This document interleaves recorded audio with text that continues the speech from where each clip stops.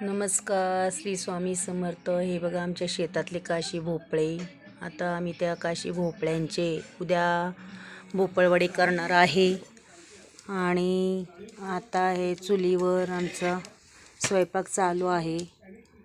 गॅसची जरी टंचाई असली कोरोनाच्या काळात किंवा युद्ध काळात तरी आम्हाला काहीच फरक पडत नाही, कारण की पारंपरिक चालत आलेली गावची रूढी, चुलीची परंपरा हे आम्ही कायम जोपासलेली आहे.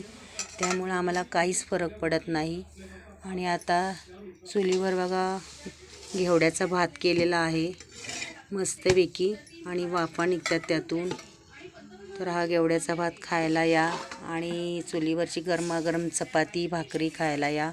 आणि हे सरपण गौरी आमची कायम तयारच असते, जय्यत तयारीत.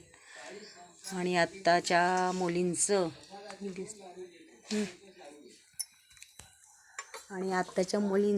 म्हणणं आहे की गावात बंगला जरी असला तरी बंगल्यात एखादी चूल पाहिजेलच पाहिजे. पूर्वी मुलींचं म्हणणं होतं की खेडेगावात नको, शहरात पाहिजे, फ्लॅट पाहिजे.